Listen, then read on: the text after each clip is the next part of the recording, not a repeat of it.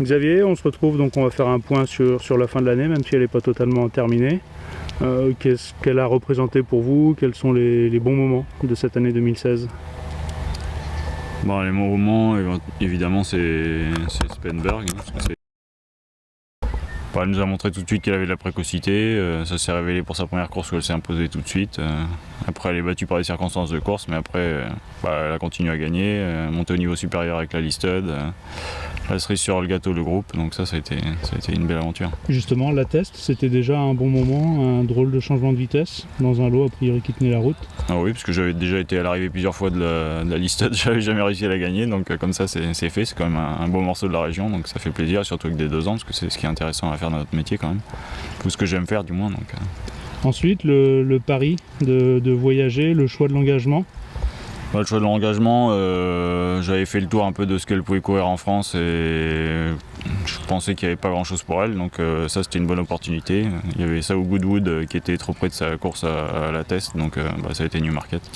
Newmarket, une belle victoire encore une fois. Une belle victoire encore une fois dans un bon lot, très bien monté par Dettori, et non, c'est très bien passé. Une pouliche qui ensuite est passée aux ventes. Ouais, qui est passé aux ventes, oui. À la fois la satisfaction de l'avoir amené jusque-là.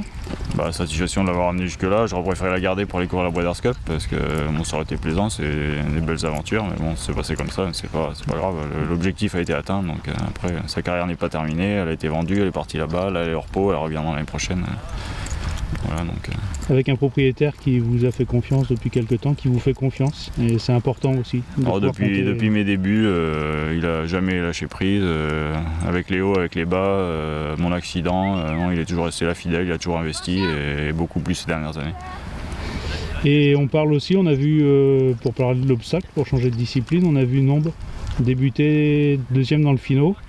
C'est une autre facette que j'aime bien faire, parce que j'ai quand même été assistant chez François Doumène pendant 3 ans, donc j'ai quelques notions de dressage d'obstacles, surtout que c'était à la grande époque quand il y avait The Fellow, Ubu et tous ces bons chevaux là, donc oui, c'est quelque chose que j'aime bien. C'est un Nombé, c'est un cheval qui avait un profil aussi d'obstacle, puisqu'il sous la 2e mère, il a un gagnant de groupe 1, donc voilà, on l'a dressé, il avait l'air limité en plat, on l'a dressé, ça s'est bien passé. Ouais. Chaque année, quelques chevaux en obstacle et régulièrement des résultats. Oui, j'aime bien, surtout courir à Pau et à Paris, parce que j'aime moins courir dans la région, mais quand je sens qu'il y a un potentiel, je tente le coup et si ça marche, ça marche. L'actualité à venir, justement, on a parlé de Pau. Vous avez quelques chevaux qui vont courir pendant le meeting?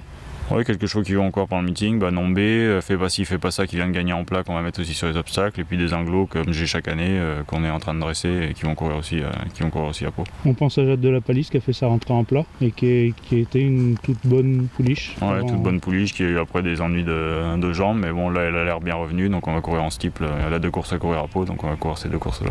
Dans l'effectif, on a aussi Joropo qui est revenu. Oui, je repos, pareil, c'est les risques de l'obstacle, hein, donc problème de jambes, là il revient, donc on court à Auteuil la semaine prochaine. À Auteuil et ensuite le meeting de Pau. Et ensuite le meeting de Pau, si ça tient le coup, hein, mais avec les blessures de jambes, on sait que c'est jamais éternel, donc voilà. Dans les anglos, j'ai vu quelques 3 ans aussi avec des papiers qui pouvaient prédestiner l'obstacle. On pense forcément à Orfèvre, avec un frère vétéran qui était Orco. Exactement, qui était Orco. Elle va débuter dimanche à Agen. Et puis aussi j'ai Des de la Bruni qui est une bonne souche de la Bruni, une souche d'obstacle qui commence à être bien dressée aussi. Les choses s'enchaînent. Hier vous étiez à Deauville pour les ventes. Ça veut dire qu'on pense déjà à l'avenir avec les yearlings qui vont courir dès l'an prochain. Il faut toujours penser à l'avenir, toujours aller aux ventes pour avoir des opportunités, trouver la perle rare. Et voilà. Donc, moi je cherche toujours, j'aime ça, j'aime faire le papier, j'aime regarder les chevaux.